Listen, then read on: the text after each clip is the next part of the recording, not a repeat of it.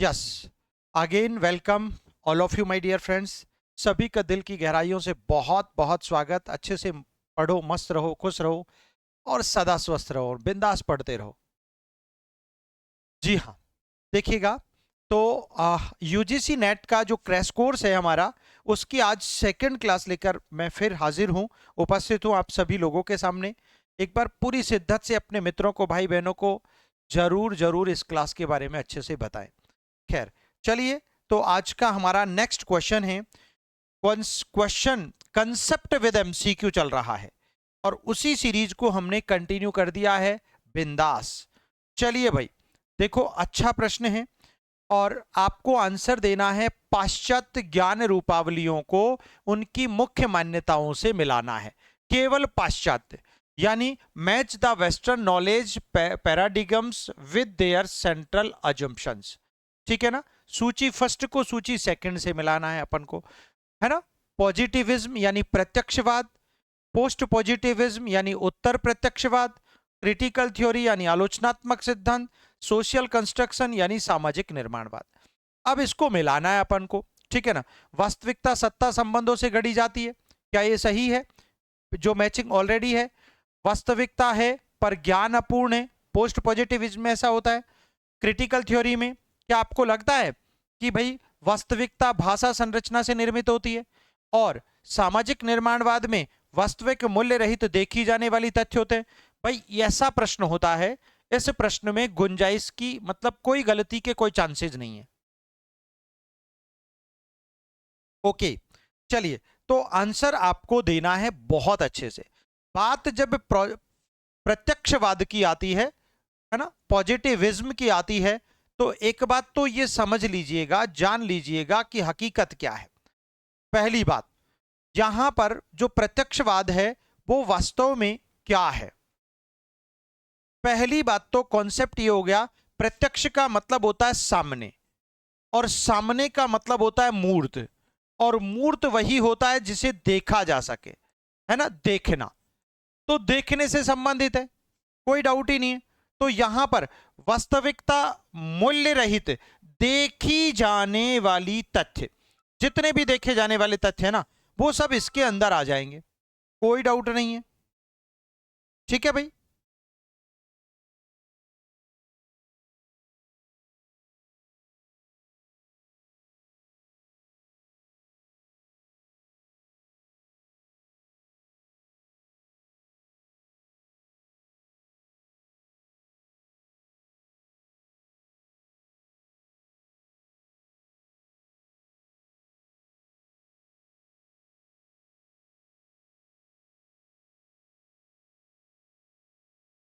में आंसर देखना पड़ेगा अपन को। ए में 4 आना चाहिए। ए में क्या आना चाहिए भैया? 4 आना है।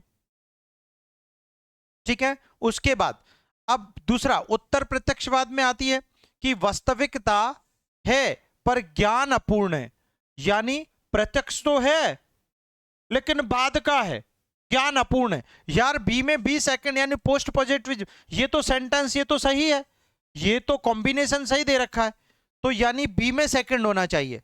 और बी में सेकंड कहां पर आ रहा है? ए में 4 और बी में सेकंड, यानी डी आंसर मैच कर रहा है। दो से पता चल गया हमको, सिर्फ दो ऑप्शन से पता चल गया है, सिर्फ दो ऑप्शन से पता चल गया।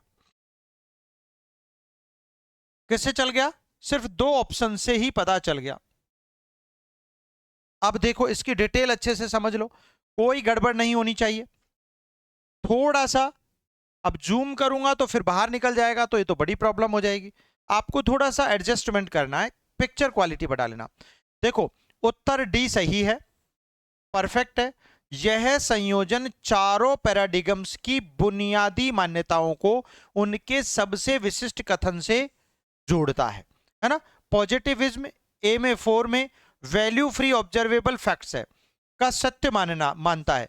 यार प्रत्यक्षवाद जो होता है ना, वो वास्तव में मूल्य रहित होता है, मूल्य रहित। यहां पर ऑब्जर्वेबल फैक्ट्स, जो भी देखे जाने वाले तथ्य हैं, उनकी इंपोर्टेंस को बताता है। यानी यदि हम, क्या कहता है, यदि हम सही टूल्स से माप ले लें तो वस्तुनिष्ठ ज्ञान मिल जाएगा। यही वास्तव में पॉजिटिविज्म है। यदि आप मान लो, सुन लो ध्यान से, समझना मैं क्या कह रहा हूं। प्रत्यक्षवाद क्या है? अगर हम सही टूल, टूल का मतलब होता है शिक्षण सामग्री या आपके शिक्षण महत्वपूर्ण पहलू। फॉर एग्जाम्पल, आपको मैंने कहा कि अगर आपको टॉप क्लास रैंक लानी है, अगर आपको निकट भविष्य के एग्जाम में असिस्टेंट प्रोफेसर बनना है, या फिर आपको यूजीसी नेट क्रैक करना है, या फिर आपको पीजीटी क्रैक करना है, तो आपकी तरीका पढ़ने का ये होगा, मसाला ये होगा, थ्योरी क्लासेस ये होंगी, प्रैक्टिस क्वेश्चंस ये पढ़ने पड़ेंगे। अब मैंने आपको सही टूल्स दे दिए, और सही टूल्स देने का मतलब आपको जैसे ही किसी बच्चे को सही टूल्स मिल जाते हैं तो पता है उसे अंदर से एक आवाज आती है, I will win the race, इस बार मैं रेस जीत जाऊंगा। अगर उसे सही मार्गदर्शन मिल जाए तो वही तो प्रत्यक्षवाद है, उसे दिखाई देने लगता है अपना लक्ष्य, प्रत्यक्ष दिखाई देने लगता है, दैट इज पॉजिटिविज्म। लेकिन उसके लिए क्या करना है? Be positive, do positive and think positive my dear, तब जाकर जिंदगी बनेगी, अदरवाइज तो तेरा तुझको अर्पण होता जाएगा। ठीक है। अब पोस्ट पॉजिटिविज्म क्या कहता है? मानता है कि यद्यपि एक बाह्य वास्तविकता है, वास्तव में है, मतलब बाह्य कोई टूल है, इसमें कोई डाउट नहीं है, पर हमारा ज्ञान जो है ना वो फेलिबल और प्रोफेलिबिस्टिक है ना। मतलब अभी अभी हमने समझाया, जो हमारा ज्ञान है वो क्या है? अपूर्ण है, कोई डाउट नहीं है। ठीक है ना, यही बात आपको ध्यान रखनी है। पर हम अप्रोक्सीमेशन मतलब लगभग ही कर पाते हैं, है ना। क्लियर बात है। इसी प्रकार अब क्रिटिकल थ्योरी क्या कहती है? C1 के तहत दिखाता है कि ज्ञान और सत्य जो है ना वो सत्ता से संबंध रखता है, वर्चस्व से। भाई सत्ता तो सत्ता है ना, पावर, वर्चस्व से संबंध रखता है, विचारधारा से आकार लेते हैं, बिल्कुल सत्य बात है। और सोशल कंस्ट्रक्टिविज्म जो होता है, ठीक है ना, वो D3 के अनुसार भाषा, संवाद और सामाजिक प्रथाओं के माध्यम से वास्तविकता का निर्माण होता हुआ दिखता है। इस प्रकार डी पैराडिगम उनकी एपिस्टेमिक मान्यताओं का सबसे सटीक मैचिंग है। अब देखो इस प्रश्न में मैंने आपको बताया एक और तरीका हमारे पास है। क्या तरीका है भाई? और तरीके से भी अपन पहचान सकते हैं। अब एक बात बताओ, यहां पर दे रखा है निर्माणवाद, यहां पर निर्माणवाद दे रखा है, और यहां पर यह निर्मित दे रखा है, तो दोनों ने मैच कर दिया, कोई डाउट ही नहीं है। भाषा संरचना, सामाजिक निर्माणवाद, बेटा आपको पता है ले वाइगोत्स्की मैंने पढ़ाया था, भाषा संरचना की बात करते हैं निर्माणवाद के अंतर्गत, बिल्कुल करते हैं वो, कोई डाउट नहीं है। तो ये वही चीज है यहां पर, दैट्स वेरी इजी। क्लियर हो गया? तो ये आपको ध्यान रखना है। ठीक है भाई, चलो डी को लॉक कर दीजिएगा। पूरी डिटेल्स पढ़ ली भाई। पोस्टिविज्म को सत्ता संरचना एक से जोड़ दिया गया है, जो कि जबकि प्रत्यक्षवाद का जोर देखे जा सकने वाले मापनीय मूल्य रहित तथ्यों पर होता है। भाई प्रत्यक्षवाद क्या होता है? प्रत्यक्षवाद समझ लो जो देखा जा सके, पहली बात। दूसरा, जिसका मापन संभव हो वो प्रत्यक्षवाद है, और जो मूल्य रहित हो। ठीक है ना भैया, न कि पावर रिलेशंस पर। क्रिटिकल थ्योरी को इम्परफेक्ट नॉलेज से जोड़ना भी गलत है यार। क्रिटिकल है भाई, उसे इम्परफेक्ट से कैसे जोड़ सकते हैं? असंभव है। आलोचनात्मक का मतलब होता है किसी व्यक्ति की बात पर, उसके व्यक्तित्व पर आंख बंद करके विश्वास करने की बजाय उसके सही गुण दोषों का मूल्यांकन करना। यह इसका बेस्ट आंसर होगा। ठीक है बेटा, चलिए। तो यह पैराडिगम ज्ञान उत्पादन में सत्ता, वर्चस्व और वैचारिक हेरफेर पर ज्यादा जोर देता है, इसलिए ए में मैपिंग सतही है और सैद्धांतिक रूप से असंगत है। बी कहता है व्याख्या यहां पोस्टिविज्म को रियलिटी है पर इम्परफेक्टली जानी जाती है से जोड़ा गया है, जो अधिकतर पोस्ट पोस्टिविज्म की भाषा है। पोस्ट पॉजिटिविज्म मानता है कि फुल क्लैरिटी है ना, फुल सर्टेनिटी नहीं है, निश्चितता नहीं है, केवल बेहतर अप्रोक्सीमेशन मिलता है, मतलब उसका संभवतः निकटतम मिलता है। ठीक है बेटा। अच्छा, पॉजिटिविज्म के लिए तो विश्वास अधिक कठोर है, न कि ऑब्जर्वेशन से ऑब्जेक्टिविटी संभव है। ठीक है, ये गलत हो गया। व्याख्या इस विकल्प में पॉजिटिविज्म को लैंग्वेज कंस्ट्रक्शन से जोड़ दिया गया है, जो गलत है। लैंग्वेज कंस्ट्रक्टिविज्म का मतलब तो आपके संरचना और निर्माणवाद से होगा। अगला प्रश्न देखो कितना महत्वपूर्ण है और जबरदस्त है। बताओ आंसर क्या दिया आप लोगों ने?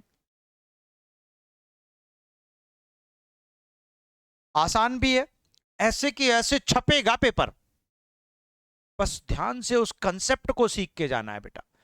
ठीक है बच्चे। भारत में शैक्षणिक मनोविज्ञान के चरणों के बारे में निम्न कथनों पर विचार कीजिए। और आपको पता भी होना चाहिए कि हम लोग यूनिट 1 का क्लास सेकंड डिस्कस कर रहे हैं, मतलब एक एक यूनिट की पूरी चीरफाड़ कर रहे हैं अपन। ठीक है, ये ध्यान रखना। भारत के प्रारंभिक मनोविज्ञान विभाग मुख्यतः ब्रिटिश प्रयोगात्मक और परीक्षण आधारित मॉडल पर चले थे। ठीक बात है। 1970 के दशक में भारतीय मनोविज्ञान सामाजिक मुद्दों, समुदाय और अनुप्रयुक्त समस्याओं की ओर मुड़ा। अच्छा, इंडियन साइकोलॉजी। ठीक है। 1970 के दशक की भारतीय पहचान और देशज मनोविज्ञान पर बहसें भारत में किसी भी औपचारिक विभाग की स्थापना से पहले ही चल रही थी। क्या लगता है, ये डिस्कस किया था हमने? ये बहुत अच्छे से डिस्कस किया था। उदारीकरण के बाद भारतीय परंपराओं को मनोवैज्ञानिक सिद्धांतों के स्रोत के रूप में पुनः अकादमिक रुचि मिली थी। क्या आंसर बेस्ट होगा? ऐसा question we have already discussed, हम लोगों ने डिस्कस किया है, इसमें कोई डाउट नहीं है।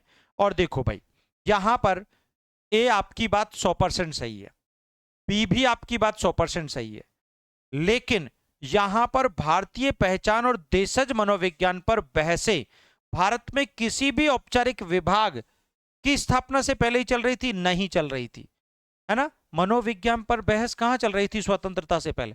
ना बाबा ना, सवाल ही नहीं होता। ठीक है ना। हाँ, उदारीकरण के बाद, पोस्ट लिबरलाइजेशन के बाद, स्वतंत्रता के बाद भारतीय परंपराओं को मनोवैज्ञानिक सिद्धांतों के स्रोत के रूप में पुनः अकादमिक शुरुआत मिली थी, रुचि मिली थी। यानी हमारे भारतीय कोर्सेज में, हमारे पाठ्यक्रम में इसको जोड़ दिया गया था आफ्टर इंडिपेंडेंस। ये 100% सत्य है। ये क्वेश्चन बहुत यूनिक है बेटा, ये भी सत्य है, ये भी सत्य है। तो आंसर ऐसा कौन सा है? ए बी सी डी नहीं होगा, A B D, A B D, यानी सी आंसर आ रहा है। क्या आ रहा है भाई? सी। चलो देखते हैं भाई क्या आंसर आ रहा है। बिल्कुल सत्य बात है, सी ही आ रहा है। अब इसकी व्याख्या भी पढ़ लेते हैं अपन अच्छे से, धुआंधार। सुनो बेटा, सी बिल्कुल सही उत्तर है। ए इस बात को सही पकड़ता है कि प्रारंभिक भारतीय विभागों ने ब्रिटिश एक्सपेरिमेंटल, साइकोलॉजिकल साइकोलॉजिकल और टेस्टिंग ट्रेडिशंस को अपनाया था। ठीक है ना। सिलेबस, लैब्स में, टेस्टेज में अधिकतर इंपोर्टेड थे, है ना। ये सारे सिलेबस जो है, लैब्स जो हैं, टेस्ट जो हैं, वो इंपोर्ट किए थे हमने। ठीक है ना। बी भी सटीक है, क्योंकि 1970 में समाजशास्त्रीय मुद्दे, कम्युनिटी साइकोलॉजी और अप्लाइड ओरिएंटेशन पर जोर बढ़ा। यही हुआ था, अप्लाइड साइकोलॉजी का वर्चस्व बढ़ा 1970 के दशक में। कई स्कॉलर्स ने रिलेवेंस का प्रश्न उठाया, है ना, कि भाई संबंधित जोड़ो। ओके। और पोस्ट लिबरलाइजेशन में स्वतंत्रता के बाद 1990s के बाद की स्थिति को दर्शाता है कि जहां गीता, योगा, बुद्धिज्म, है ना, बुद्धिस्ट साइकोलॉजी, सूफिज्म आदि पर एम्पेरिकल और थेरेटिकल इंटरेस्ट बढ़ा, बहुत रुचि बढ़ी लोगों में। कॉन्फ्रेंसेस हुई होने लगी पब्लिकेशंस में, और इंडियन साइकोलॉजी जो है एक डिस्टिंक्ट डिस्कोर्स बनकर उभरा, एक मतलब एक सेपरेट स्वतंत्र कोर्स बनकर उभरा। आज साइकोलॉजी लेकर के आप लोग देखो साइकोलॉजिस्ट बने। ये कब हुआ? ये बेटा 1990s के बाद हुआ। ठीक है। केवल यहां पर सी गलत आंसर आ रहा है, क्योंकि वह स्वतंत्रता से पहले, डिपार्टमेंट से पहले रखकर इतिहास को उलट देता है। इसलिए ए बी डी केवल वाला आंसर ही परफेक्ट होगा, सी सबसे अच्छा उत्तर होगा। तो हमारा विकल्प क्या हो गया भैया? सी हो गया। ठीक है ना। अब चूंकि इसको पढ़ने की जरूरत ही नहीं पड़ेगी आपको, लेकिन आपको पढ़ना जरूर है, क्योंकि ये इसीलिए नहीं लिखा है अरे भैया ए क्यों गलत है और बी क्यों सही है। बी को सही, ए और बी को सही, पर डी को गलत मान रहा है। वास्तव में ए और बी जो है ना, दोनों ऐतिहासिक रूप से सुसंगत हैं। शुरुआती विभाग जो ब्रिटिश लैब टेस्टिंग पैराडिगम से प्रभावित थे, 1970 में पॉवर्टी, सोशल चेंज, कम्युनिटी आदि मुद्दों पर वर्क बढ़ गया। लेकिन उदारीकरण के बाद भारतीय परंपराओं पर रिन्यूड इंटरेस्ट का इनकार करना, ठीक है ना, और डी को यहां पर छोड़ देना चाहिए। क्लियर है भाई सभी को, बात समझ में आ गई? ठीक है, चलिए अब देखिएगा ध्यान से। नेक्स्ट व्याख्या, या सी को भी सही मान लिया गया है, जबकि सी कहता है कि हाँ, इंडाइजेनेशन डिबेट्स किसी भी फॉर्मल डिपार्टमेंट से पहले चल रही थी। ये कहना गलत है भाई। वास्तव में इंस्टीट्यूशनल साइकोलॉजी पहले कॉलोनियल यूनिवर्सिटीज में आरंभ हुई थी, ठीक है ना। कहां पर बेटा? ब्रिटिश के अंदर कॉलोनियल यूनिवर्सिटीज में आरंभ हुई थी, उसके बाद ही ज्यादा सेल्फ रिफ्लेक्सिव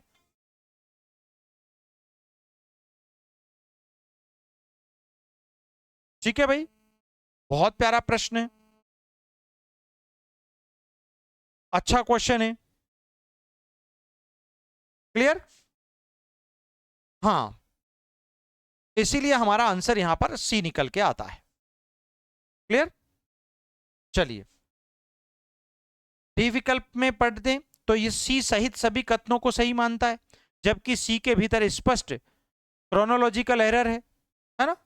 यदि कोई एग्जामिनी केवल इंडियन आइडेंटिटी डिबेट्स हुई, ठीक है, मतलब भारतीय पहचान की प्रतिभा या डिबेट होती है, यह सुनकर उसे सत्य मान ले, तो वह समय क्रम की सबटाइल लेकिन निर्णायक गलती को मिस कर सकता है।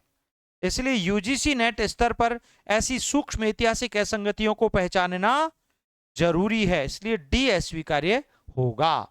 क्लियर बेटा? बहुत प्यारा प्रश्न था। चलो अगला प्रश्न पढ़ो। निम्न में से पाश्चात्य शास्त्रीय विचारधाराओं, भाई पाश्चात्य दुनिया को यहां पर कोरिलेट करता है ये पहला यूनिट। निम्न में से पाश्चात्य शास्त्रीय विचारधाराओं के बारे में कौन सा कथन गलत या इनकरेक्ट है? गलत या इनकरेक्ट है, बताओ कौन सा है बेटा? संरचनावाद ने चेतना को मूल मानसिक तत्वों में विश्लेषित किया है। संरचनावाद किसने दिया था? वुंट और टिचनर ने। ठीक बात है। क्या चेतना की बात करते हैं? ओके, ये भी बात ठीक है। इनकरेक्ट पूछा है। व्यवहारवाद ने आंतरिक मानसिक अवस्थाओं को वैज्ञानिक मनोविज्ञान का केंद्रीय डेटा माना है। आंतरिक मानसिक अवस्थाओं को वैज्ञानिक मनोविज्ञान का केंद्रीय डेटा माना है। या फिर गेस्टाल्ट मनोविज्ञान ने एकीकृत रूप रचनाओं को पृथक संवेदनाओं से ऊपर महत्व दिया है। या फिर मानवतावादी मनोविज्ञान ने व्यक्तिगत अर्थ, चयन और आत्मसिद्धि को रेखांकित किया है। यार क्या प्रश्न पूछा है, इसे कहते हैं धमाका प्रश्न। जो देगा वही तो 30 मार्क खान बनेगा। अरे जो सही उत्तर देगा वही तो 30 मार्क खान होगा। क्योंकि एक बात बताओ, संरचनावादी वुंट और टिचनर अभी तो पढ़ाया है। ये संप्रदायों में मैंने पढ़ा दिया कि उन्होंने चेतना को मूल मानसिक तत्वों में बांटा है। बिल्कुल बांटा है भाई, विश्लेषित किया है ना। अरे चेतना के तत्व बताए ना, चेतना के तत्व बताए थे ना। टिचनर ने 3 और विलियम वुंट ने 2, ये तो बताया था उसने। ठीक बात है। अच्छा, व्यवहारवाद ने आंतरिक, बेटा व्यवहारवाद आंतरिक कब से होने लग गया? ये तो आंतरिक मानसिक अवस्थाओं की बात करता है। नहीं, व्यवहारवाद तो हमेशा बाह्य परिप्रेक्ष्यों की बात करता है। उल्टा कर दिया, हटा दो। गेस्टाल्ट मनोविज्ञान आज ही पढ़ाया था। एकीकृत रूप रचनाओं को, यानी उसकी संपूर्णता को, उसकी पूर्णता को पृथक टुकड़ों से ऊपर मानता है। यार ये तो बात सत्य है। मैंने आज ही पढ़ाया था मेरे बच्चों को, क्या कि भाई जो गेस्टाल्ट थ्योरी है वो कहती है कि अंशों से पूर्ण अधिक होता है। तो यहां पर एकीकृत रूप रचना मतलब पूर्ण किससे? पृथक संवेदनाओं से, यानी छोटे छोटे टुकड़ों से। क्या होता है? ऊपर होता है, ऊपर ही होता है, यानी ये बात भी सत्य है। अच्छा, मानवतावादी मनोविज्ञानी आज ही डिस्कस किया था, व्यक्तिगत अर्थ की बात करता है। बिल्कुल। पर्सनल हमने पढ़ा था, person centred therapy, Carl Rogers, याद कर लो। पर्सन सेंटर्ड थेरेपी व्यक्तिगत अर्थ को देता है, ठीक है। चयन की बात करता है, आत्मसिद्धि सेल्फ एक्चुअलाइजेशन की बात अब्राहम मैस्लो करता है, ठीक है ना। बिल्कुल प्यारे बच्चों। तो ऐसी स्थिति में ये क्वेश्चन बहुत धमाका है। जिसने भी इस उत्तर को सही पकड़ा है ना, सचमुच मेहनत कर रहा है, मेरे साथ जुड़कर कर रहा है। मैं बहुत खुश हूं क्योंकि लेवल का प्रश्न है ये। कैसा क्वेश्चन है? लेवल का क्वेश्चन है। तो इसका पोस्टमार्टम ऐसे करो। अगला प्रश्न देखो, इसका ऑप्शन देख लो भैया। व्यवहारवाद का मुख्य दावा ही यह था कि इनर मेंटल स्टेट्स को रिसर्च डेटा से बाहर कर दो, रखा जाए। भैया आंतरिक मानसिक प्रक्रियाओं को तो बिल्कुल ही बाहर कर दो, बिल्कुल बाहर कर दो। केवल ऑब्जर्वेबल बिहेवियर का अध्ययन किया है, केवल जिसका निरीक्षण संभव हो, जिसका ऑब्जर्वेशन हो, वही तो बात कहते हैं जेबी वॉटसन।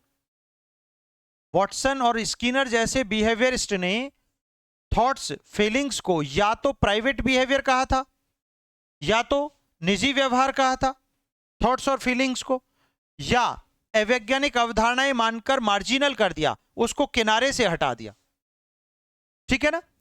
इसीलिए यह कहना कि उसने आंतरिक अवस्थाओं को सेंट्रल डेटा माना, उसके एपिस्टोमोलॉजिकल स्टेंस के उलट है, बिल्कुल उसकी अवधारणाओं के बिल्कुल विपरीत है।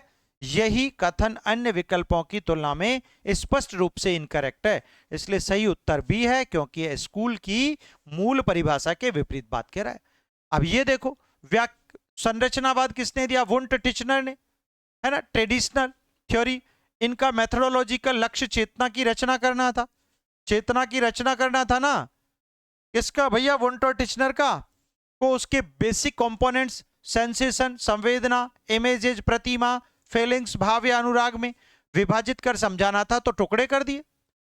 ट्रेंड इंट्रोस्पेक्ट्स लैब में इमीडिएट एक्सपीरियंस को रिपोर्ट करते थे भैया, ये यही तो करते थे। जहां पर इंट्रोस्पेक्शन मेथड, अंतर्दर्शन विधि भी इन्होंने दी थी, याद रखना, खोपड़ी में सेट कर लेना। ठीक है? इसीलिए वहां पर जब ये बच्चों पर प्रयोग करते थे अपनी लेबोरेटरी में वुंट, तो इंट्रोस्पेक्शन मेथड की सहायता से तुरंत इमीडिएट रूप से वो एक्सपीरियंस को रिपोर्ट करते थे, और यही संरचनावाद था। तो संरचनावाद की सेंट्रल ओरिएंटेशन को सही रूप में व्यक्त करता है ना? गेस्टाल्ट साइकोलॉजी का मूल नारा था, the whole is different from the sum of its parts. This is the very very important. The whole यानी संपूर्ण, is different from the sum of its parts, यानी इसके भागों से अधिक होता है। समझ में आया? यहां emphasis holistic pattern, figure ground organization पर होता है, न कि आइसोलेटेड सेंसेशंस पर। याद रखना, फिगर ग्राउंड ऑर्गेनाइजेशन, ठीक है ना, आकृति पृष्ठभूमि संगठन पर होता है, ना कि आइसोलेटेड सेंसेशंस पर, ना कि अलग अलग संवेदनाओं पर। कभी नहीं होता। इसलिए गेस्टाल्ट ट्रेडिशन की मूल दिशा के साथ संगत है। ठीक है? और ये देखो, ह्यूमनिस्टिक साइकोलॉजी आज ही पढ़ी, रोजर्स और मैस्लो ने मनुष्य को एक अर्थ निर्माता, चुनने वाला और सेल्फ एक्चुअलाइजेशन प्राणी माना है, जो केवल ड्राइव या कंडीशन से परिभाषित नहीं हो सकता। थेरेपी में अनकंडीशनल पॉजिटिव रिगार्ड, ऑथेंटिसिटी और पर्सनल ग्रोथ केंद्रीय थे। याद रखना है, इसलिए गड़बड़ मत करना। एक एक प्रश्न के एक एक वर्ड को पढ़ के चले जाना, कुछ नहीं करना। सिंपल तरीका एक ही है। क्या है भैया? एक क्लास को कम से कम 3-4 बार देख लो, बस काम खत्म। ठीक है? साथ में उसके नोट्स देख लो, पीडीएफ देख लो, पूरा झटका हो जाएगा। ओके फ्रेंड्स, चलो बेटा। भारत में एक मनोवैज्ञानिक ने ग्राम समुदायों, सामाजिक तनावों और जाति संबंधी वंचना का व्यवस्थित अध्ययन किया और तर्क दिया कि मनोविज्ञान को केवल इंडिविजुअल टेस्टिंग तक सीमित न रखकर, यानी व्यक्तिगत परीक्षण से सीमित न रखकर, दमन और संरचनात्मक असमानताओं को भी संबोधित करना चाहिए। यह अभिमुखता किस चरण के साथ सबसे अधिक मेल खाती है? क्या यार, लेवल का क्वेश्चन है। A psychologist in India systematically studied village communities, social tensions and caste-related deprivation, है ना, arguing the psychology must address oppression and structural inequalities rather than only individual testing. This orientation best its fits which phase? प्रारंभिक औपनिवेशिक प्रयोगशाला चरण, 1970s का सामाजिक मुद्दा विस्तार चरण, विभाग पूर्व दार्शनिक बहस चरण, या उदारीकरण बाद आध्यात्मिक मोड़ चरण? ये अच्छा प्रश्न है, अभी पढ़ा था।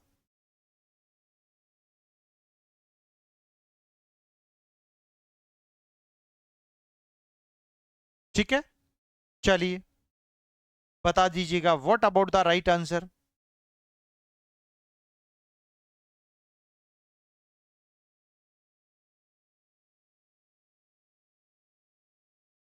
बिल्कुल 100% सही आंसर दिया है मेरे कुछ बच्चों ने। भाई भारत में एक मनोवैज्ञानिक ने गांव समुदायों, सामाजिक तनावों और जाति संबंधी जो भी वंचना थी उसका व्यवस्थित अध्ययन किया और फिर तर्क दिया कि भैया मनोविज्ञान को केवल इंडिविजुअल टेस्टिंग तक सीमित नहीं रखो, फिर क्या करो?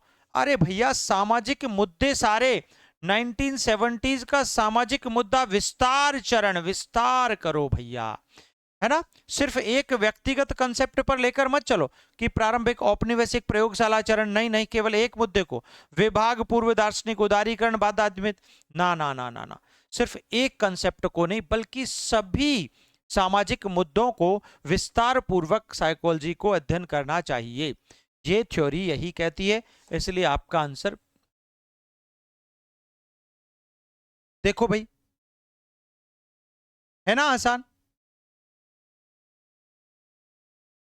बी परफेक्ट है।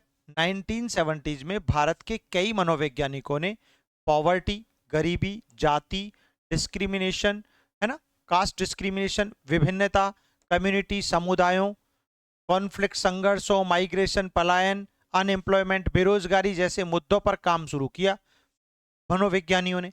ठीक है ना? इसमें गांवों का अध्ययन किया उन्होंने, है ना, फील्ड सर्वे किए और एक्शन रिसर्च, क्रियात्मक अनुसंधान किए, कम्युनिटी बेस्ड इंटरवेंशंस किए, है ना, सामुदायिक बेस्ड जो भी उनसे इंटरवेंशंस लिए, वार्तालाप की। उस समय रिलेवेंस डिबेट भी उभरी, है ना, रिलेवेंस डिबेट यानी एक खोज प्रतिभा भी उभरी कि साइकोलॉजी को केवल लैब टेस्ट या इंडिविजुअल आईक्यू तक सीमित नहीं रहना चाहिए, कि साइकोलॉजी सिर्फ ये नहीं है कि केवल प्रयोगों में आधारित है, केवल लेबोरेटरीज में ही काम करेगी, ना बाबा ना, है ना, उससे बाहर लेकर आए,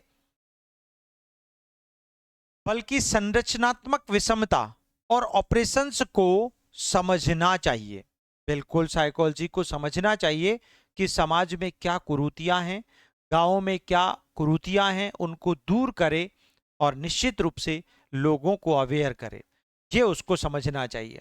प्रश्न में वर्णित मनोवैज्ञानिक इसी धारा का प्रतिनिधित्व करता है जो सोशल इश्यूज और कम्युनिटी ओरिएंटेशन को केंद्रीय मानता है। इसलिए बी उस फेज की पहचान को बायोग्राफिकल संकेतों के आधार पर सबसे सटीक रूप से पकड़ता है। आंसर इसीलिए हमने बी माना है। ठीक है भाई। औपनिवेशिक प्रारंभिक चरण में अधिकांश कार्य psychophysics, sensory threshold, reaction time और इंटेलिजेंस टेस्टिंग जैसे इंडिविजुअल लेबल लैब टेक्स्ट पर आधारित थे। मतलब कुल मिलाकर औपनिवेशिक प्रारंभिक चरण था तो हमारी जो साइकोलॉजी थी वो केवल लैब तक ही सीमित थी।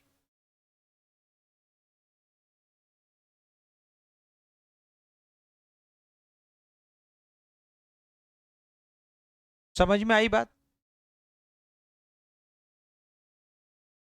अच्छा, देखिए बेटा, ये सब नया नया नहीं है, ये concept with MCQ crash course में इसीलिए दिया जा रहा है ताकि सारे यूनिट्स से उसके क्वेश्चन कैसे कैसे बन सकते हैं से आपका परिचय करवा दिया जाए, से आपका अच्छे से परिचय हो जाए। ये हमारा उद्देश्य है इससे। समझ में आ गई बात?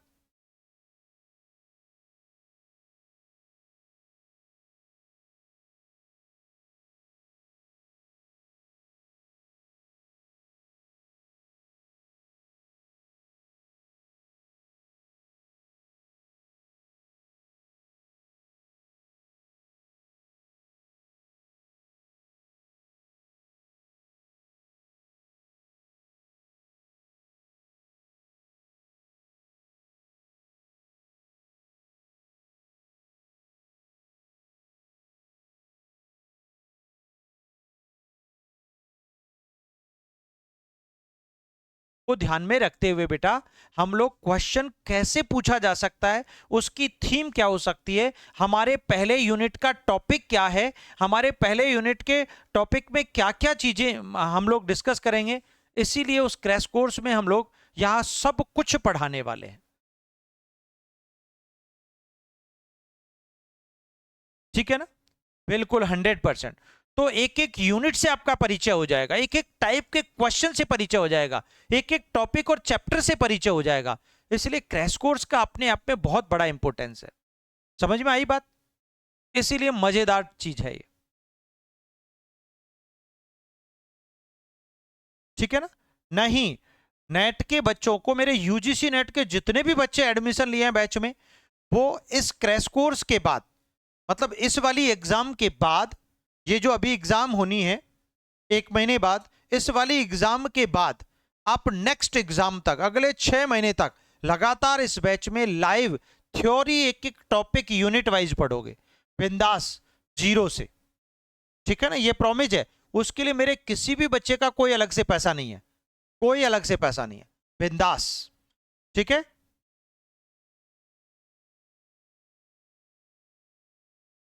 ये बात ध्यान रखनी है।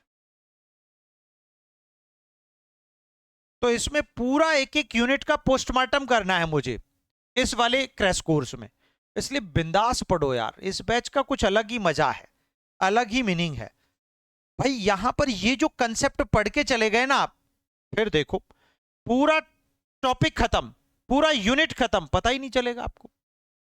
और ये ओवरऑल आना ही है इस मोड पर, आपको हर हाल में आना है, आना है, आना है, यही सबसे बेस्ट तरीका है। ठीक है ना, चलो खैर। अब देखो इसमें एक एक चीज को समझाया गया है। आपको पता था कि औपनिवेशिक प्रारंभिक चरण में जो हमारा मनोविज्ञान था, जो हमारा मनोविज्ञान था, वो वास्तव में केवल लैब तक ही सीमित था, केवल प्रयोगशालाओं तक ही सीमित था। और उसमें क्या क्या होता था भाई उस टाइम पर, औपनिवेशिक काल में? भैया साइकोफिजिक्स पर अध्ययन होता था, सेंसरी संवेदना थ्रेशोल्ड्स पर होता था, रिएक्शन टाइम पर होता था, यानी प्रतिक्रिया समय पर होता था, और बुद्धि का परीक्षण किया जाता था। इंडिविजुअल लेबल टास्क पर केंद्रित था, ये इंडिविजुअल लैब टास्क पर केंद्रित था। सामाजिक असमानता वहां पर देखी गई, समुदाय और ऑपरेशंस जो थे जैसी थीम पर इंस्टीट्यूशनल साइकोलॉजी में उतना ध्यान ही नहीं दिया गया। इसलिए ये तो बिल्कुल उस बायोग्राफिकल विग्निटी के साथ मेल नहीं खाता है जो कम्युनिटी और सोशल जस्टिस ओरिएंटेड पर्सपेक्टिव दिखाता है। ठीक है ना, तो इसका थोड़ा सा कुछ नहीं करना, बस अपने दृष्टिकोण को, अपनी सोच को, अपनी नेगेटिविटी को अपने जहन से, खोपड़ी से बाहर निकालना है। मेरे यहाँ से बहुत सारे बच्चे थे पहले जो कहते थे सर कुछ समझ नहीं आता, कुछ समझ नहीं आता, कुछ समझ नहीं आता। आज वो 30 मार्क खान है, क्या लेवल उनका, 110, 116, 118 नंबर आए हैं अभी आपके इस पात्रता में भी, पीजीटी लेवल की पात्रता में। तो फिर हर बैच का अपना मजा है, अपना आनंद है ना बच्चों? विभाग पूर्व, अब देखो दिमाग लगाओ, विभाग पूर्व दार्शनिक बहस क्या थी? से आज से उन समयों से है, उस समय से जब विभाग नहीं बना था मनोविज्ञान का, उससे पहले जो बहस होती थी। बेटा सबका कमेंट शो कर रहा है, टेंशन क्यों करते हो रे बाबा? ठीक है ना, ठीक है। जब ऑर्गेनाइज्ड एकेडमिक इंस्टीट्यूशंस नहीं थे, जब क्या नहीं थे, ऑर्गेनाइज्ड एकेडमिक इंस्टीट्यूशंस नहीं थे, ठीक है ना, और चर्चा मुख्यतः दार्शनिक ग्रंथों और जनरल लिटरेचर तक सीमित थी बस। प्रश्न में स्पष्ट रूप से सिस्टमेटिक स्टडी की बात कर रहा है, साइकोलॉजिकल डिपार्टमेंट्स की बात कर रहा है, टेस्टिंग वर्सेस ऑपरेशंस की बात कर रहा है, जैसी आधुनिक संस्थागत भाषा है जो प्री डिपार्टमेंट युग से मेल ही नहीं खा सकती भैया, विभाग पूर्व से, क्योंकि क्रोनोलॉजी और इंस्टीट्यूशनल कॉन्टेक्स्ट दोनों के आधार पर उपयुक्त है। ओके बेटा, ऐसे प्रश्न, इसका देखो, इसका कंटेप्ट, बेटा इसका कंटेंट देखो आप, ये पढ़ लो बस। ऑपरेशन करने का मतलब ही यही है, हर एक ऑप्शन को।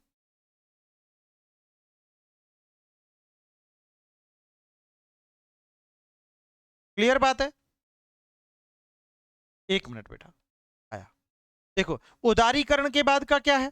आध्यात्मिक मोड में जोर अधिकतर योगा पर चला गया, मेडिटेशन पर चला गया, गीता पर चला गया, बुद्धिज्म पर चला गया, सूफिज्म पर चला गया, माइंडफुलनेस और इंपिरिकल ढंग से बढ़ने पर था। निश्चित रूप से कुछ स्कॉलर्स ने सामाजिक मुद्दों को भी, ऐसा नहीं है, इन परंपराओं से जोड़ा था, पर विजिनिटी में जोर है, जो जोर है वह कास्ट डिप्रीवेशन और स्ट्रक्चरल इनइक्वलिटी पर है, न कि प्राइमरीली स्पिरिचुअल प्रैक्टिसेस पर, न कि आध्यात्मिक अभ्यास पर इसका जोर है। ठीक है ना? तो ये चीज बहुत इंपॉर्टेंट है। एक क्वेश्चन के साथ चारों ऑप्शंस का जो इसकी पूरी ऑटोबायोग्राफी खुलती है ना, उसका एक अलग ही मजा है। इसलिए क्रैश कोर्स हमारा दुनिया से अलग होता है। जब एग्जाम देने जाते हैं ना, तब पता चलता है। चलो इस क्वेश्चन का आंसर दो, मैं 1 सेकंड में आया।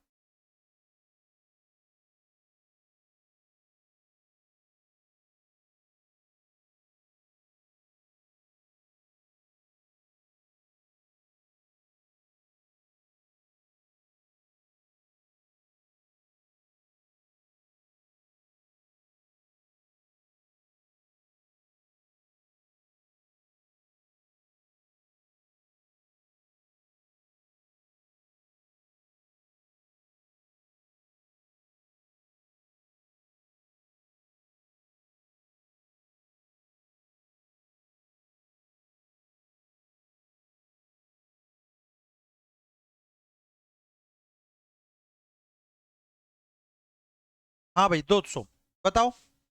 आसान है ना क्वेश्चन। एक चिकित्सक केवल देखे जा सकने, अब क्या बोल रहा है, केवल देखे जा सकने, ठीक है, वाले व्यवहार पर काम करते हुए गृह कार्य पूरा करने के लिए रीइंफोर्समेंट शेड्यूल्स बनाता है। अब रीइंफोर्समेंट शेड्यूल्स कौन बनाता है? पहली बात। दूसरा, चिकित्सक क्लाइंट की स्वतंत्रता, जिम्मेदारी और दुख में अर्थ की खोज पर ध्यान देता है। कौन सी जोड़ी सबसे उपयुक्त है? वाह क्या प्रश्न पूछा है यार। पहला मानवतावादी है, दूसरा व्यवहारवादी है। पहला व्यवहारवादी है, दूसरा मानवतावादी अस्तित्ववादी है।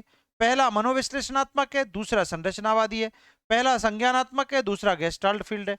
ऐसा प्रश्न आएगा ना तो भाई तुम मजे कर दोगे।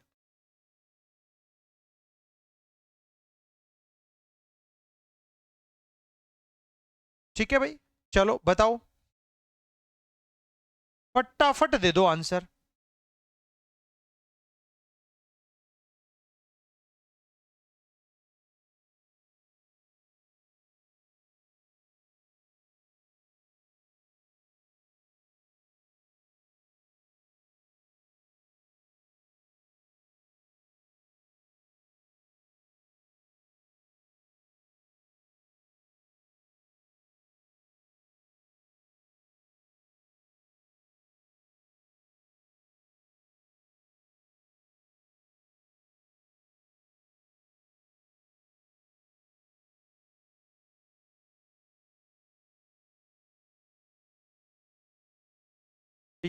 तो क्या कहता है आंसर? सुपर हीरो क्वेश्चन है।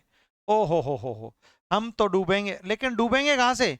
यहाँ पे तो मौका ही नहीं मिलता हमारे बच्चों को। क्या बात है, क्या बात है, क्या एक्सीलेंट आंसर दिया है बहुत मित्रों ने।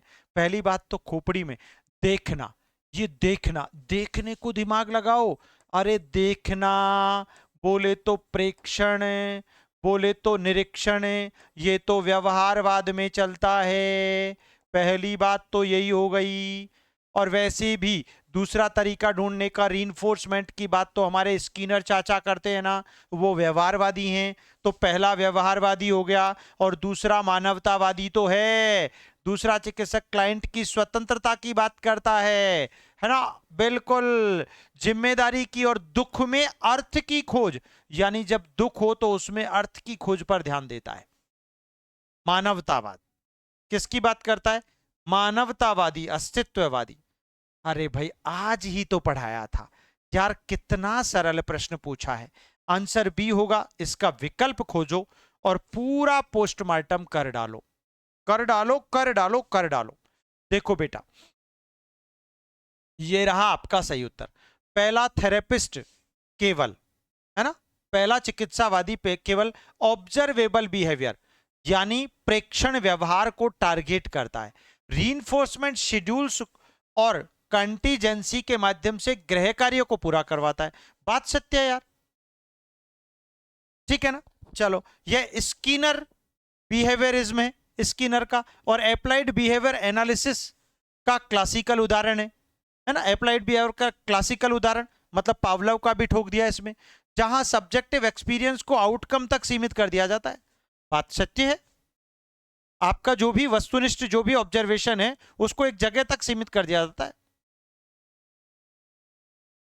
ठीक है ना। दूसरा therapist freedom, responsibility, meaning in suffering जैसी थीम पर काम करता है। बात सत्य है, फ्रीडम की बात करता है, रिस्पॉन्सिबिलिटी की, मीनिंग इन सफरिंग, अर्थ में किसकी, सफरिंग में अर्थ की बात करता है, खोज करता है। जो फ्रेंकल, रोजर्स और अब्राहम मैस्लो आदि की ह्यूमनिस्टिक एक्सपीरियंशियल या एग्जिस्टेंशियल ट्रेडिशन से गहरे रूप में जुड़ी है, वहां व्यक्ति को मीनिंग मेकिंग एजेंट माना जाता है। मीनिंग मेकिंग एजेंट माना जाता है, यानी जीवन का सही अर्थ क्या है। अरे भैया, सबसे पहले मूल आवश्यकता व्यक्ति की क्या है, उसको उसका शारीरिक सुख मिलना चाहिए, फिर उसको उसकी जिंदगी में कोई खतरा ना हो, सुरक्षा मिलनी चाहिए, फिर उसे प्रेम मिलना चाहिए, फिर उसे सम्मान मिलना चाहिए, और फिर उसे मुक्ति मिलनी चाहिए। ये बात करते हैं हमारे मानवतावादी, तो है कि नहीं, ठीक है ना भाई। तो सिर्फ कंडीशनल ऑर्गेनिज्म, इसलिए ये पेयरिंग थेरेटिकल रूट्स और प्रैक्टिकल स्टाइल दोनों स्तर पर सबसे सटीक आंसर है। बिल्कुल परफेक्ट है, इसमें तो बाकी ऑप्शन पढ़ने की जरूरत ही नहीं पड़ेगी, है कि नहीं।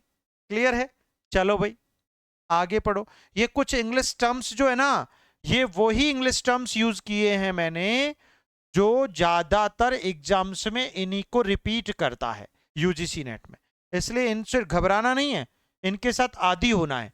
एक बार दिक्कत आएगी, 2 बार आएगी, 3 बार आएगी, आने दो ना, फिर खत्म हो जाएगी, टेंशन फ्री हो जाओगे। अगला प्रश्न पढ़ो। निम्न पाश्चात्य रूपावली परिवर्तनों को मोटे तौर पर सही ऐतिहासिक क्रम सबसे पहले से सबसे बाद तक में व्यवस्थित करो। मूल्य रहित पर्यवेक्षण पर बल देने वाला प्रत्यक्षवाद, अपूर्ण त्रुटिपूर्ण ज्ञान को मानने वाला उत्तर प्रत्यक्षवाद, अभी पढ़ा था आज ही, आलोचनात्मक और सामाजिक निर्माणवादी दृष्टिकोण, या सहकारी और सहगामी अन्वेषण मॉडल, आज ही पढ़ाया था, याद होना चाहिए, इसमें कोई डाउट ही नहीं है।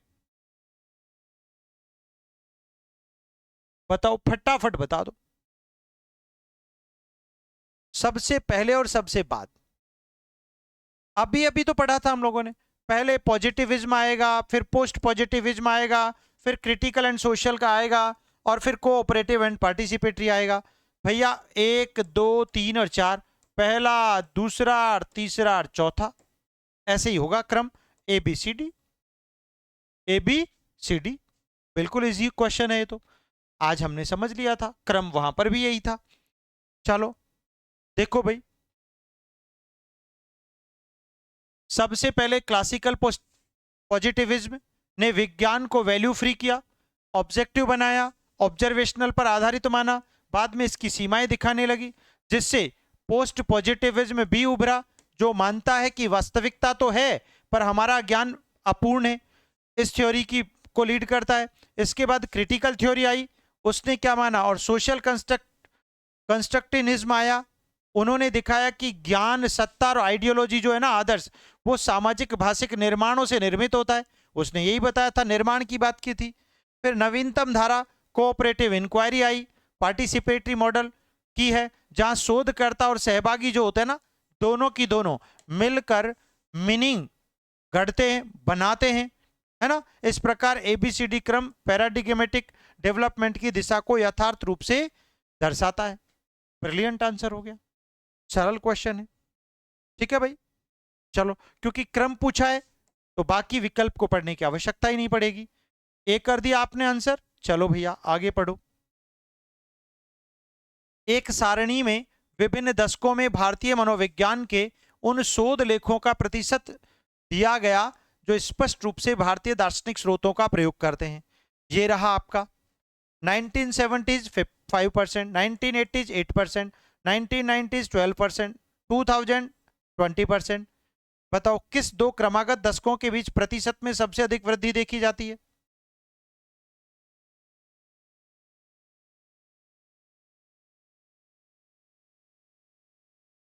जो भारतीय दार्शनिक स्रोतों का सर्वाधिक प्रयोग करते हैं, ऐसे शोध लेखों का परसेंट दिया है। जो सबसे ज्यादा किन दो में दिखाई देता है ना, ये पूछा गया है। प्रश्न को ध्यान से पढ़ लेना भाई, गड़बड़ नहीं करना, सेटलमेंट बिगड़ जाएगा वरना।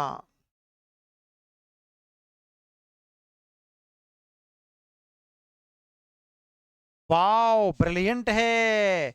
सबसे ज्यादा 20%, 19 to 2000। सबसे ज्यादा तो ये रहा ना, 12 से 20, 90 से 2000। ये रहा सरल, दुनिया का सबसे सरल प्रश्न पूछा है यार। ऐसे क्वेश्चन को और फिर बच्चे सोचने लग जाते हैं, यार ऐसे कैसे हो सकता है? अरे सबसे ज्यादा पूछ रहे, क्या दिक्कत आ रही है बताओ? सी, व्याख्या सही उत्तर है। 90 2000 के बीच परसेंट 12 से 20 तक जाता है। ये रहा 12 से, जो 8% बिंदु की तुलना में वृद्धि है। यह न केवल पिछले दोनों इंक्रीजेज 3 और 4 परसेंटेज पॉइंट से दुगनी के करीब है, बल्कि यह संकेत भी देता है कि पोस्ट लिबरेशन जो है ना, यानी स्वतंत्रता के बाद में इंडिया फिलोसॉफिकल सोर्सेज का प्रयोग सबसे ज्यादा और भी तेजी से आया। तभी तो बुद्धिज्म आया, सूफिज्म आया, योग आया, सब आ गए, उपनिषद आ गए, सारी चीजें आ गए। और उसके बाद इंस्टीट्यूशनल साइकोलॉजी में प्रवेश कर रहा है। इस प्रकार क्वांटिटेटिव तुलना के आधार पर यह सबसे बड़ी वृद्धि है, इसीलिए सी सही उत्तर माना जाएगा, कोई डाउट ही नहीं है। आपसे क्वांटिटेटिव उत्तर पूछा है, क्वांटिटेटिव उत्तर है ना, आंसर पूछा है, इसलिए ऐसे क्वेश्चन में कंफ्यूज मत हुआ करो। ये नहीं हो सकता, ये नहीं हो सकता, बेवजह बुद्धि लगाते हो। अरे भाई जहां पर वजह है वहीं पर लगाओ ना। अगला क्वेश्चन देखो, निम्न संस्थापक व्यक्तियों को उनकी व्यापक मनोवैज्ञानिक दृष्टिकोण से मिलाना है। आसान है, विल्हेल्म वुंट को खूब जानते हो भैया, फ्रायड को भी खूब पढ़ा है, जेम्स को भी खूब पढ़ा है, विल्हेल्म डेल्थॉय को नहीं पढ़ा है, कोई बात नहीं, बाकी तीन को पढ़ लिया तो ऑप्शन अपने आप समझ में आ जाएगा। बताओ क्या दिक्कत है? जहां पर अचेतन संघर्ष आ गया वहां पर फ्रायड कर दो, पता है खूब आपको।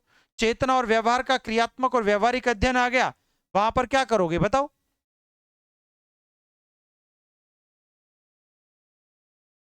अरे यार वाह, ये बात ठीक है, ये भी मुझे लग रहा है कल ही पढ़ा है। कौन बताएगा, जल्दी जल्दी फटाफट बताओ। चेतना और व्यवहार का क्रियात्मक और व्यवहारिक अध्ययन कौन बात करता है? कौन बात करता है भाई? बोलो बोलो बोलो, मतलब मैंने डायरेक्ट पूछा है।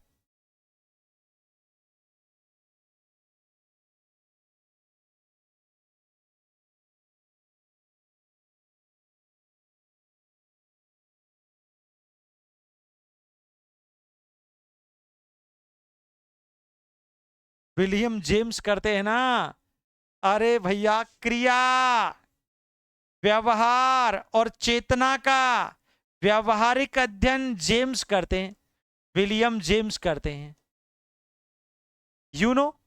और हाँ, तात्कालिक चेतन प्रक्रियाओं का प्रयोगात्मक विश्लेषण, प्रयोगात्मक आ गया तो वुंट कर दो, ठीक है। उसके अलावा अचेतन की बात आ गई, फ्रायड हो गया। अब बचा एक, अब बचा एक कौन? जीवन अनुभव की ऐतिहासिक व्याख्यात्मक समझ, जो आपका वो कौन हो जाएगा भाई? सिंपल कहानी है, वो डेल्थॉय हो जाएगा। वो कौन हो जाएगा? डेल्थॉय हो जाएगा। तो आंसर क्या करोगे? ए कर दो। एक बात है, विलियम जेम्स चेतना को स्वीकार करते हैं, लेकिन उसके व्यावहारिक और क्रियात्मक रूप को स्वीकार करते हैं, ना कि उसके तत्वों के रूप में उसको। हर बार गलत बात है, इतना जल्दबाजी नहीं करो कभी भी, ये आसान सवाल था, ठीक है ना। पता है वुंट ने लिप्जिक लैब में एक्सपेरिमेंटल मेथड बनाया था, इमीडिएट कॉन्शियस प्रोसेस की बात की थी, संवेदना संवेग आदि की बात करते हैं ये, चेतना के दो तत्व, फिर एम.ए. सेकंड फ्रायड ने क्लिनिकल सेटिंग में ड्रीम्स, स्लिप्स और सिम्टम्स के माध्यम से अनकॉन्शियस कॉन्फ्लिक्ट्स और डिजायर्स को एक्सप्लोर किया था, पता है हमको।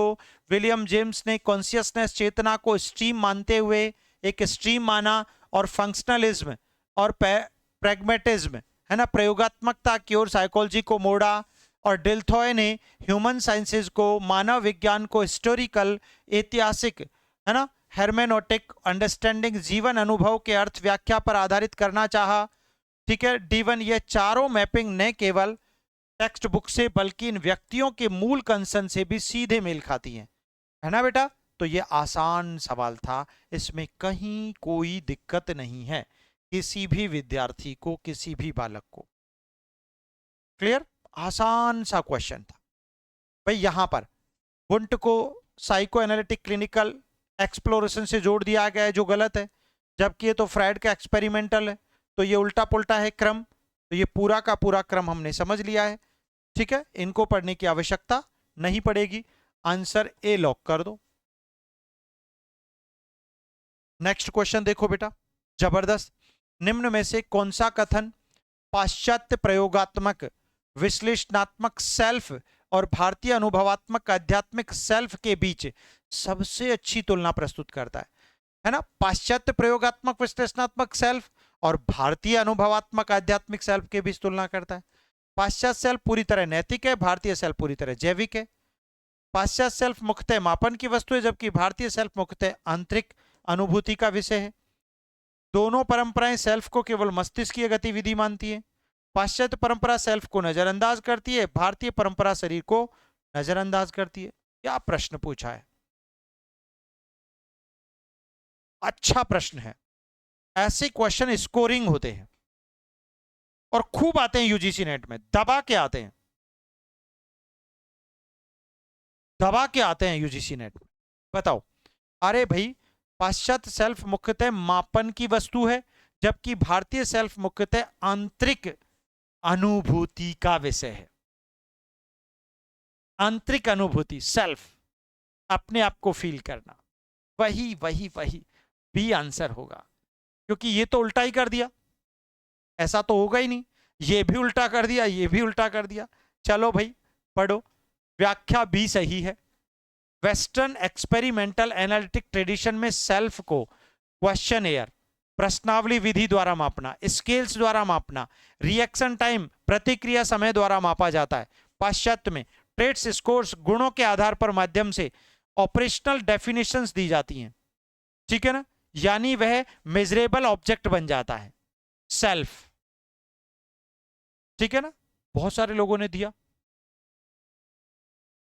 क्लियर, चलो आगे देखो। Indian Indian experiential spiritual tradition में आत्मा या सेल्फ को प्राइमरी अनुभव का विषय माना जाता है। अनुभव का, प्राथमिक अनुभव का, जिसे साधना, ध्यान, सेल्फ इंक्वायरी, कौन हूं मैं, के द्वारा प्रत्यक्ष किया जाता है, ना कि केवल टेस्ट स्कोर से। यह तुलना ऑब्जेक्टिफिकेशन वर्सेस रियलाइजेशन के सेंट्रल अंतर को पकड़ती है, इसलिए बी इसमें 100% सही बैठता है, परफेक्ट बैठता है, कोई कहीं डाउट ही प्रकट नहीं होता है। ए में क्या कहता है, यह कथन सेल्फ को मॉरल वर्सेस बायोलॉजिकल द्वारा द्वंद्व में फंसा देता है। मॉरल और बायोलॉजिकल किसी भी परंपरा की सटीक व्याख्या नहीं है। वेस्टर्न एक्सपेरिमेंटल ट्रेडिशन में सेल्फ को अक्सर मेजरेबल ट्रेट माना जाता है, स्कोर्स और बिहेवियरल पैटर्न्स के रूप में ऑपरेशनलाइज किया जाता है। उसे प्योरली मॉरल कहना गलत बात है, जबकि भारतीय परंपरा में सेल्फ जैविक शरीर से परे होते हुए भी केवल बायोलॉजिकल नहीं है, वह आध्यात्मिक है, वह चैतन्य है, वह साक्षी भाव की बात करता है। ठीक है ना, मस्त क्वेश्चन पूछा है यार, इनको ऐसे पढ़ के जाना घोट के। व्याख्या, दोनों परंपराओं केवल ब्रेन एक्टिविटी तक घटाना एक आधुनिक न्यूरो रिप्रोडक्टिव या रिडक्टिव दृष्टिकोण है, जो न क्लासिकल वेस्टर्न एक्सपेरिमेंटेशन की पूरी कहानी है और न ही भारतीय आध्यात्मिक मनोविज्ञान की। विशेष रूप से इंडियन थॉट सेल्फ को शरीर मन से परे चैतन्य सत्ता के रूप में देखता है। यस माय डियर फ्रेंड, कौन, इंडियन दृष्टिकोण। ठीक है भाई, अच्छा, वेस्टर्न ट्रेडिशन में सेल्फ पर बहुत वर्क हुआ है। Self esteem, self concept, self regulation, इन पर बहुत वर्क हुआ है। सेल्फ एस्टीम आत्मसम्मान, सेल्फ कंसेप्ट आत्मसंप्रत्य, सेल्फ रेगुलेशन आत्मनियमन, इन सब पर काम हुआ है। इन सब पर काम हुआ है, खूब हुआ है।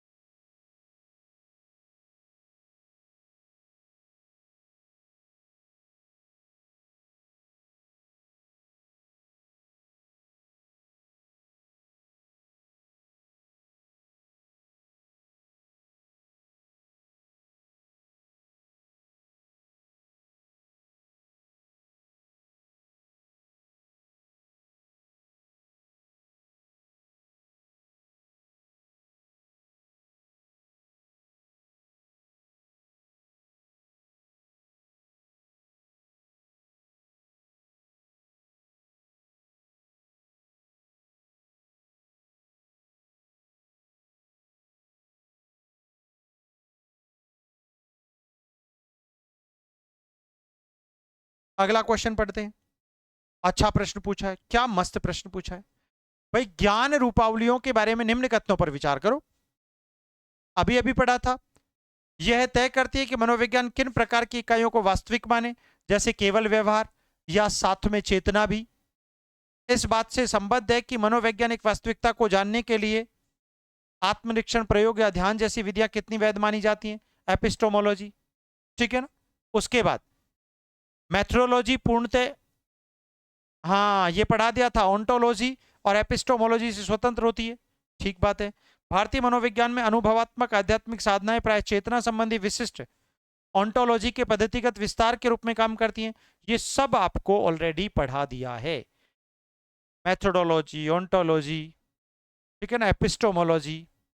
चलो बताओ, पिछली क्लास को देखना कंपलसरी है, हर विद्यार्थी को, हर बच्चे को, हर बालक को। बोलो भाई, क्या होगा best and right answer. Super धमाका क्वेश्चन है बेटा।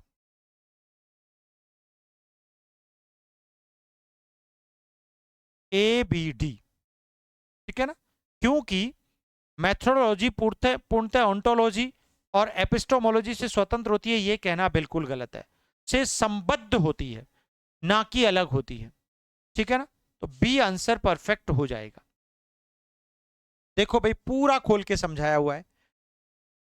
ए उत्तर बिल्कुल सही है, क्योंकि यदि किसी पैराडिगम की ओंटोलॉजी केवल भौतिक बिहेवियर तक सीमित है, किस तक बेटा, ओंटोलॉजी किस तक, भौतिक बिहेवियर तक सीमित है, तो वह चेतना या आत्म जैसे एंटिटीज को रिसर्च ऑब्जेक्ट नहीं बनाएगा।